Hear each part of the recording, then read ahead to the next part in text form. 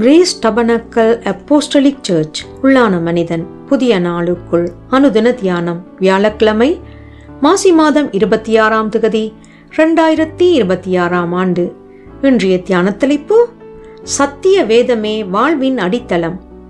இன்றைய தியான வசனம் யோசுவா 1ஆம் அதிகாரம் 7ஆம் வசனம். நீ போகும் இடமெல்லாம் புத்திமானாய் நடந்து கொள்ளும்படிக்கு அதை விட்டு வலது இடதுபுறம் விலகாதிருப்பாயாக. தியானம். முற்காலங்களிலே ரயில் வண்டிகள் தடம் புரண்டு போவதை குறித்து கேள்விப்படுவது மிகவும் அரிதானதொன்றாக இருந்து வந்தது. நவீன காலங்களிலே ரயில் வண்டிகள் அதிகரித்துள்ளது. ரயில் வண்டிகள் போகும் வேகம் அதிகரித்துள்ளது. தண்டவாளங்களை அமைக்கும் காலங்கள் குறுகியதாக இருக்கின்றது.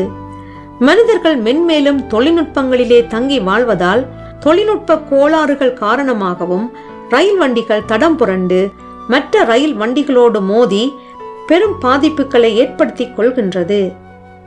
ரயில் வண்டிகள் தடம் புரண்ட பின்பு அதன் காரணத்தை ஆராய்ந்து அறிகின்றார்கள்.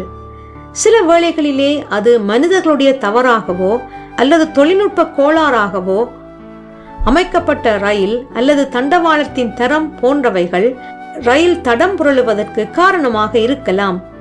எது எப்படியாக இருந்தாலும் ஒரு ரயில் வண்டியானது தடம் புரண்டு விட்டது என்று எப்பொழுது கூறிக்கொள்கின்றார்கள்?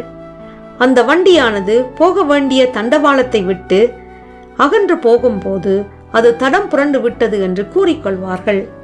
இவ்வண்ணமாகவே இன்று விசுவாசிகளும் பற்பல காரணங்களால் விசுவாசத்தை விட்டு தடம் புரண்டு போய்விடுகின்றார்கள்.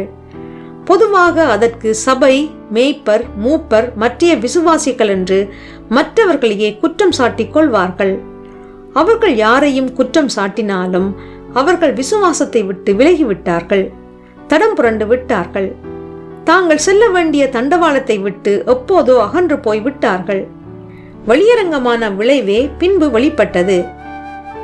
ஒரு கிறிஸ்தவன் அல்லது விசுவாசி என்று அழைக்கப்படுபவன் நிற்க வேண்டிய தண்டவாளம் என்ன? கர்த்தருடைய வேதம், தேவனுடைய வார்த்தைகள். இவைகளை விட்டு ஒரு விசுவாசி விலகி போகும்போது அவன் ஓட வேண்டிய தண்டவாளத்தை விட்டு அகன்று போகின்றான். அதன் பின்விளைவுகள் முதலில் மனதில் ஆரம்பித்து வீட்டிலும் சபையிலும் வெளிப்படும். தங்கள் வேலைகளும் கல்வியும் நன்றாக இருக்கின்றது என்று எண்ணிக்கொள்வார்கள். ஆனால் முடிவிலே அவைகளும் அவர்கள் எதிர்பார்த்த நல்ல முடிவை கொடுக்க மாட்டாது. எனவே சத்திய வேதத்திலே நிலைத்திருங்கள். ஜெபம் செய்வோம். அன்பின் தேவனே, நான் உம்முடைய திருக்குமாரனாகிய இயேசுவிலும் அவர் வார்த்தை என்னிலும் நிலைத்திருக்கவும் நான் மிகுந்த கனிகளை கொடுக்கும்படி என்னை கரம் பிடித்து வழிநடத்தி செல்வீராக. இரட்சகர் இயேசு வழியாக ஜெபிக்கின்றேன். ஆமேன். மாலை வாசகம். ஓசியா 4ஆம் அதிகாரம் 6ஆம் வசனம்.